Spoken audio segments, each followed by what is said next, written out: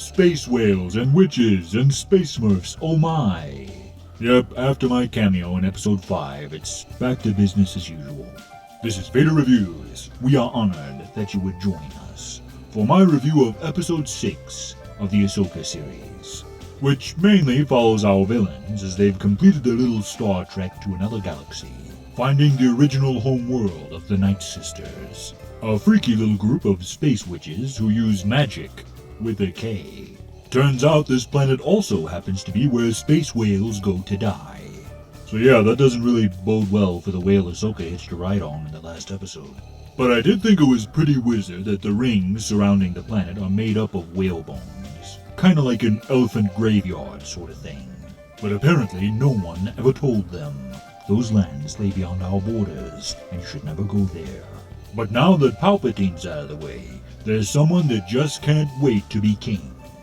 I'm speaking, of course, of the return of Papa Smurf himself, Grand Admiral Thrawn, who's been lost in space with his crew for the last few years. Kinda like if Captain Janeway was a Bolian with Data's haircut.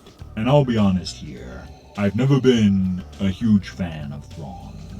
Now before you get your pitchforks out, I never read the Heir to the Empire books. I tried to listen to them on audiobook once, but I just couldn't get into it. It wasn't my cup of tea. And I never watched Rebels, so when he arrived, he wasn't intimidating, he wasn't impressive. He was just sort of a middle-aged blue guy that kinda looked like Elon Musk. Another place this episode fell flat for me was the reunion of Sebine and Ezra Bridger. Now they said you didn't have to watch Rebels to like or understand this show, but I think you really do, because their reunion should have been touching and emotional, but instead, they resort to quippy dialogue and a very brief hug. But if they had filmed it properly, I would have felt something, even though I don't have a connection to these characters. Because I never liked Ahsoka, but in episode 5, they made me care about her in the scenes with Anakin. So it can be done.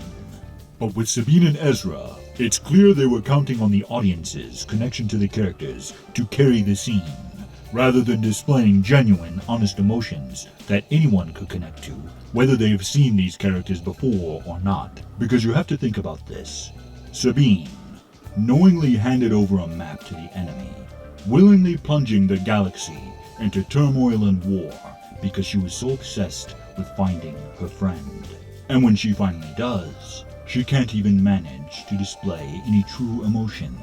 The whole scene was lifeless and gray. Like much of Disney's Star Wars, I may add. Rogue One, gray. Solo, gray. The Mandalorian, gray. The Ahsoka series, you guessed it, more gray. It's like they loaded one environment into the volume and forgot to switch it out from episode to episode. The planet they were just on was a gray, cloudy, stony world right by an ocean. And now they have literally traveled to another galaxy, and the planet they land on is another gray, stony, cloudy planet right by an ocean. So yeah, Star Wars is Scotland now. That's basically what I'm trying to say. However, this episode did develop Baylan and his spazzy little Padawan more than any other episode of the series. She actually got to speak full sentences this time, which was equal parts refreshing and frustrating. Refreshing because they actually had dialogue and were finally characters, but frustrating because they waited until they only had 2 episodes left to let me know anything about these two. If they'd been developed before all of their lightsaber duels earlier on in the series, I might have cared more about their fights, because at the time, they just seemed like sort of generic, faceless, nameless characters. But in this episode, we got to learn a little bit about their backstory, their motivations, who they really are. But sadly, since this comes so late in the game, we won't have any time to explore these characters further. So on a whole, this episode was okay for me, but I didn't feel very satisfied, because it honestly felt like sort of a commercial to a story they're about to tell. The Space Witches vaguely alluded to their evil, mysterious plans. Thrawn vaguely alluded to his mysterious evil plans. And even though Baylan and his Padawan had more dialogue than any other episode of the series, he vaguely alluded to some mysterious plans of his own. But nothing was ever really explained. So yeah, remember my Star Wars is a buffet analogy from last weekend? This episode was kinda like a salad for me. Not really a satisfying meal, but I did like the bacon bits and a few tasty croutons. In fact, I think that's what I'm gonna call Balin and his Padawan from now on. Bacon and croutons. Because for the life of me, I can't remember her name. But that's what happens when you don't have characters really talk to each other that much on a show.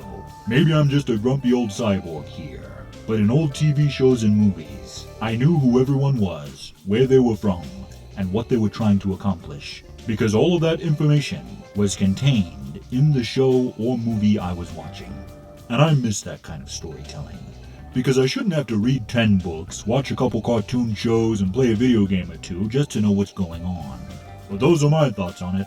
Now get off my lawn and turn down that music. I'm gonna go eat some applesauce and fall asleep on the couch watching Star Trek The Next Generation.